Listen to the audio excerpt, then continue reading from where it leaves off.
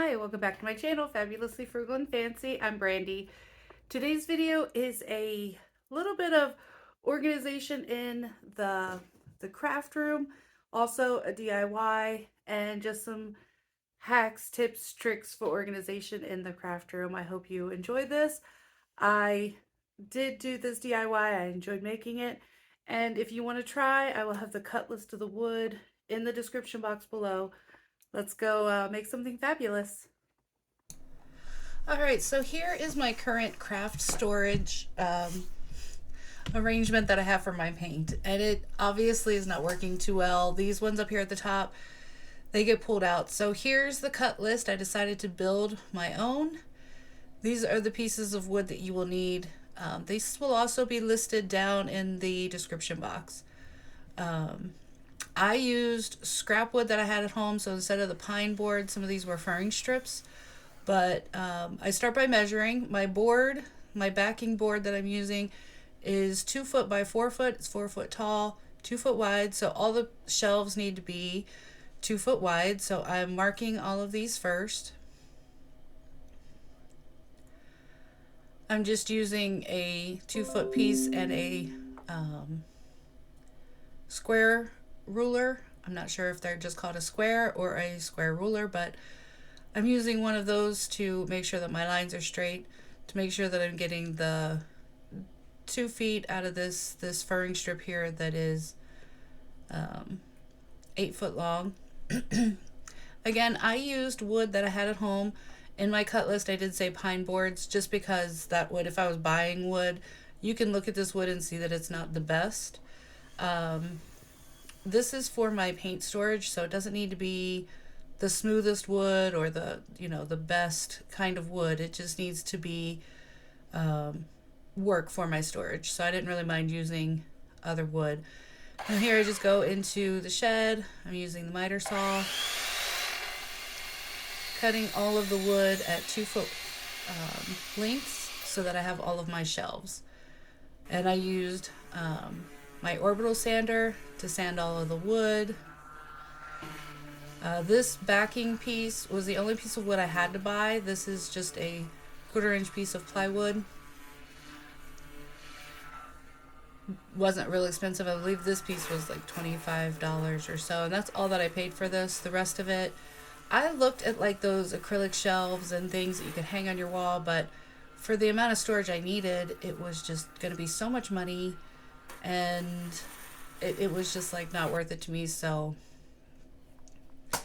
then I have all my pieces cut and I set them up here on this table so I can measure and see where I'm going to put my shelves.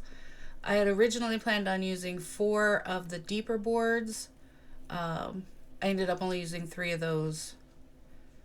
So I ended up with 7 shelves instead of 8, which is perfectly fine. I have plenty of storage on my shelf. I used my paint bottles to measure, the height of my shelves that I needed. Drew a little line on there, and that I would know where to glue and brad nail them in. This video has taken me a lot longer to get it up than I wanted. I was having some issues with my my editing equipment letting me use the microphone and so forth. It's just it was probably most likely operator error, because I've been learning how to use this new microphone of mine with a mixer and just getting everything to work properly. Sometimes doesn't work the way it's supposed to, and I forget exactly which button I'm supposed to hit for what, and it's just mostly operator error. So as you can see, I'm just using the paint bottles that I have, the paint tubes and the larger bottles to measure. I did use some wider shelves, some deeper shelves, sorry, and some more narrow ones, because as you can see, some of my paint bottles are the small ones. Some of them are these larger tubes, and some of them are the large chalk paint containers. And I wanted everything to fit on my shelf. So I went by what I needed as far as storage goes because of the size of the paint that I already have. most of my paint, I don't stick to one brand or anything. Most of the time I get what is on sale or what is on clearance. And so I don't really use a lot of, like one specific brand. I do like these Arteza metallic ones. I think these are great for metallic paints. It goes on um, very well. It's not a see-through. Sometimes you buy the metallic paints and you got to do like 6 or 7 coats. With that Arteza, you don't have to do that. It doesn't require nearly as many coats. So I really like that for the metallic paints. But otherwise, I buy paints, and I didn't buy those. I got those as a gift for Christmas. But I don't buy paints based on, what I want. Usually I get what's on clearance, I get what's on sale. It goes on my shelf, and I use what I have there. I'm showing you the square. It also has a level in it as well. I picked up my square at Harbor Freight. It may not be perfectly square, but it works well for what I do. So I'm going to be using wood glue with a little bit of hot glue just to stabilize these quickly. So if I use the hot glue, it'll give me that immediate hold, but the wood glue will really adheres everything very well. And then, excuse me. I apologize. My allergies have been going just a little bit crazy. And so, anyway, I'm using the hot glue and the wood glue. I really had to fight with this wood glue. I need to get me one of those bottles that have like the easier so it doesn't like clog up. I think it's called the Wood Dot bottle or something like that. I need to get me one of those because fighting with this bottle, it took me forever to get the glue out of it to where it would actually flow out of the tip. I really like the tip of this one because it's like a fine tip and you can kind of get glue where you need it to go, but it really was clogged up and I had to like take it apart. I actually turned off the video for a little while so that I could take the whole bottle apart and get it cleared out so that I could use it.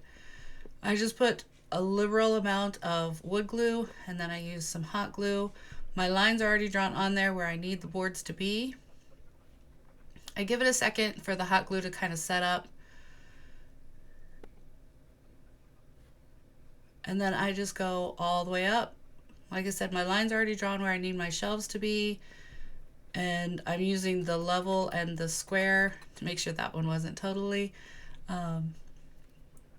straight. I needed a little bit more hot glue because the hot glue, but the wood glue you have time to work with. So the hot glue was not for long-term hold. I would not use hot glue on wood for long-term hold, but for short-term, so that I can get it to stand up, because I'm going to use brad nails in the through the back, and I wanted these already attached so that I could, have somebody help me hold it up and shoot the brad nails in from the back. And that's why I used the hot glue as well, just so that I could get it to be totally secure before I stand it up, because if I couldn't leave this outside overnight or anything for the wood glue to set up, and I needed to take it inside, and to do that I wanted it a little bit more secure. So I used the hot glue for the immediate hold so I could do the brad nails, and then I could take it inside overnight so that it could dry properly. Have the wood glue completely set up and cure.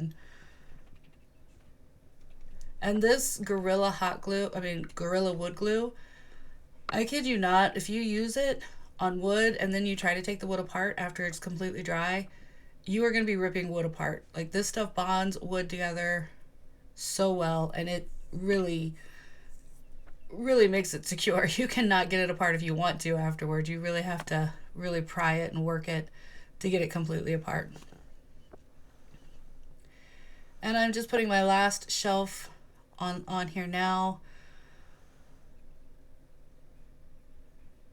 So yeah, I'm still fighting with that bottle, because this bottle is just, as soon as you stand it back up right, it all goes back down, and it's a thick wood glue, so it's hard to get out of this bottle, but I'm going to try the other kind of bottles and see if they work any better. All right, now for the brad nailer, I did have some help. I had my nephews out here holding it up for me. I actually showed them, let them put in some of the brad nails for me as well. And then I had this little trim piece.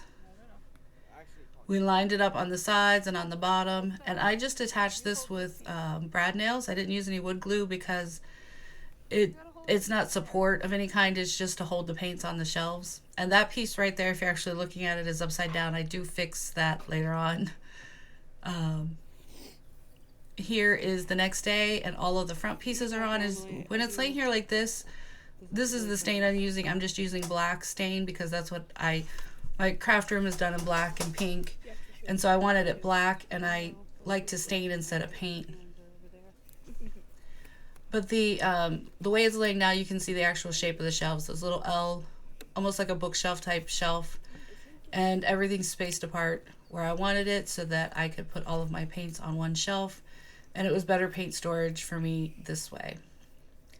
So it's a hot sunny day. It's like 90, and it is perfect for staining outdoors because one, you don't smell any of it, and two, it dries really, really quickly when it's outside.